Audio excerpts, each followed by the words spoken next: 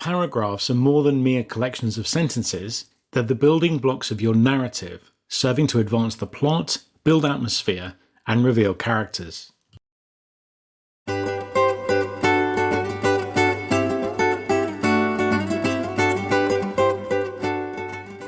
Hi, I'm Stuart Wakefield, an Author Accelerator certified book coach and writer.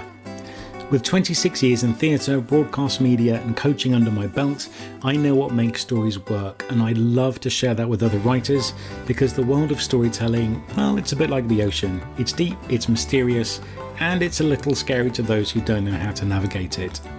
And with so much left to luck and timing, it's my mission to give great books the best chance of getting into readers' hands. In each episode, I'll share tips and plans of action that will help you write, edit, and publish your book. And if you're new to writing or consciously working to improve your craft, then this is the podcast for you.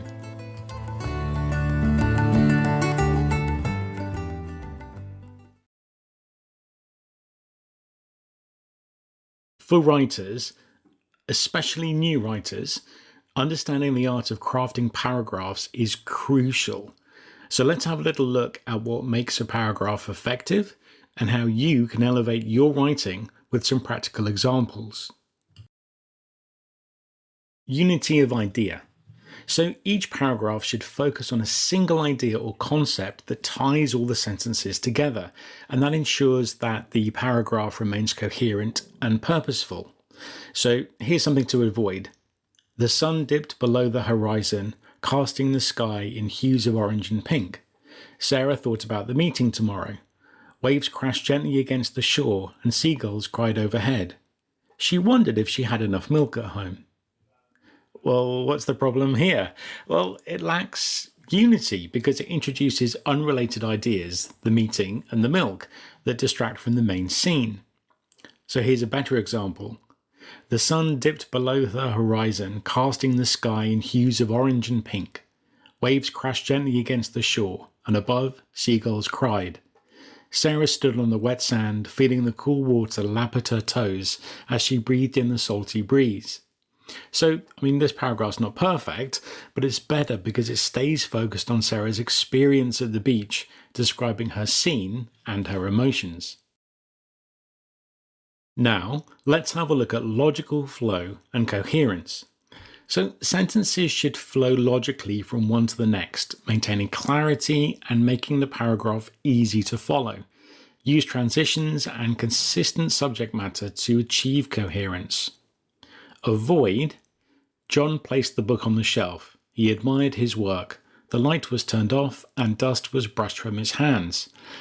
These sentences, they're disconnected, and the passive voice in the last sentence interrupts the logical flow. It's just clunky. So here's a good example. John placed the book on the shelf, careful not to disturb the other volumes. He stepped back to admire his work, brushing the dust from his hands. Satisfied, he turned off the light and left the library. So with just a little tweaking, each action follows logically from the previous one, giving us a clear sequence. Now, let's get to vivid imagery and sensory details. Now, you want to engage the reader's senses by providing vivid descriptions that make the paragraph come alive. So avoid, the bakery smelled good, people talked and waited for their bread. It lacks sensory details and vivid imagery, making the paragraph flat. Here's a good example. The aroma of freshly baked bread wafted through the air, mingling with the sharp tang of brewed coffee and the faint scent of vanilla. The bakery was bustling, and the hum of conversation filled the room as customers eagerly awaited their orders. Yes, this is much more like it. Now the paragraph engages multiple senses, painting a vivid picture of the bakery. Emotional resonance. So hopefully by now you know that I'm completely obsessed with character, and a great paragraph often contains emotional weight, connecting the readers to characters and story, and that's what you want, right? Avoid, she read the letter and cried because she missed him. She held the letter tightly. The emotion is stated directly without detail, making it less impactful.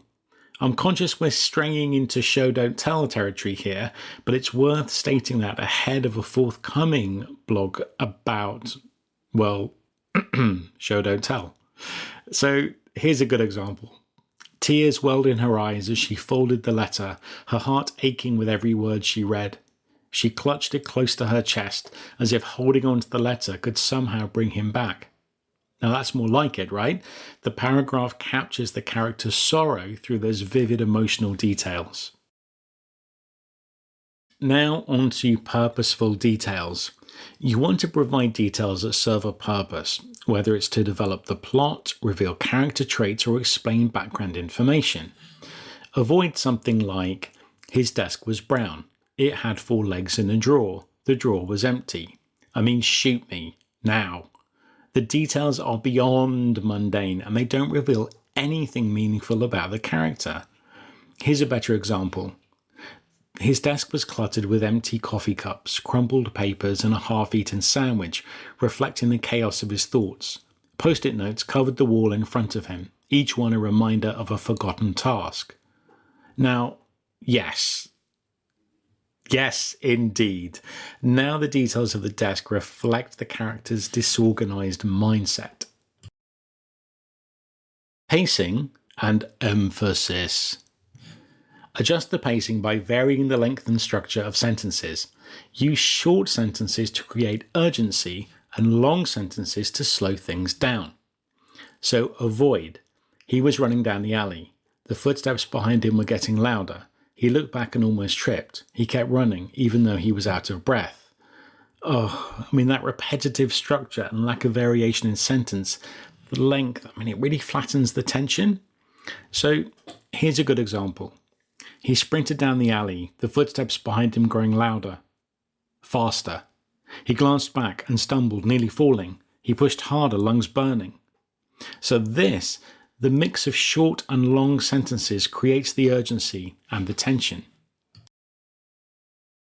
Ending with impact. The final sentence of a paragraph should leave a lasting impression, whether it's through a striking image, a powerful statement, or a question that keeps the reader intrigued. Avoid something like, and then she walked out. There was a faint scent of lavender in the room. The ending is less impactful because it lacks vividness and specificity. Here's a good example. And then she walked out, leaving behind only the faint scent of lavender. So that ending leaves a strong image that lingers with the reader. So here are 3 more good examples. Number 1, the door handle turned and Kit leapt to his feet. Number 2, but there was more news to come. Number 3, squeezing my eyes shut, I nodded, preparing for what was to come. Now these also make great chapter endings. Okay, now it's your turn. Here are some examples to help you practice the art of crafting effective paragraphs. So for unity of idea, I'd like you to write a paragraph focusing on a single idea, such as a character's internal struggle or a vivid description of setting, and make sure all the sentences contribute to that main idea.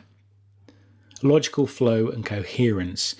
I want you to take a disjointed paragraph from your previous writing and rewrite it to improve the logical flow. Pay attention to how each sentence leads naturally into the next. For vivid imagery and sensory details, describe a familiar place, such as a kitchen or a garden, using at least 3 sensory details to make the scene more vivid. For emotional resonance, I want you to write a paragraph showing a character experiencing joy, sorrow, or fear. Use really strong verbs and precise nouns to convey their emotions vividly. For purposeful details, find a passage in your work that includes generic or unnecessary details. Replace them with purposeful descriptions that reveal character or advance the plot. For pacing and emphasis, I want you to write a tense action scene, possibly 100 to 150 words, using paragraphs that have a mix of short and long sentences. I want you to build the pace and the suspense. And then for ending with impact, write 3 different final sentences for a paragraph, each one aiming to leave a strong impression using a striking image, a powerful statement, or a question.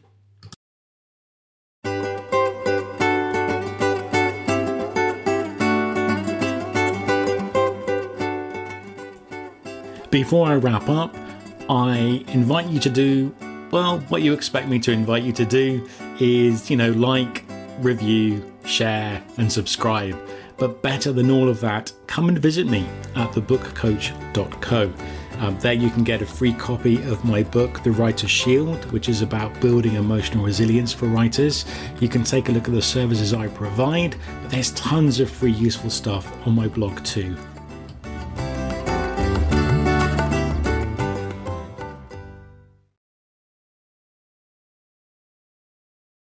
So, final thoughts.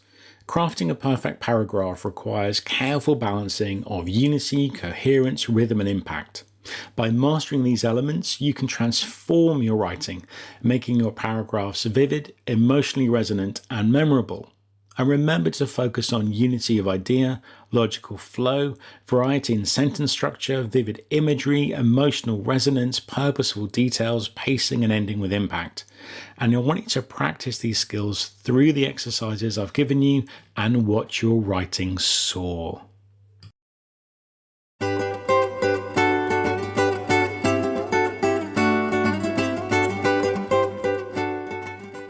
Thank you for listening to today's episode. I'm conscious there are a lot of podcasts out there, and I really appreciate you taking time out of your day to listen to mine. But also, well done for investing some time in your own writing life. And yes, this podcast is about writing, but I'm here for you, not just your stories.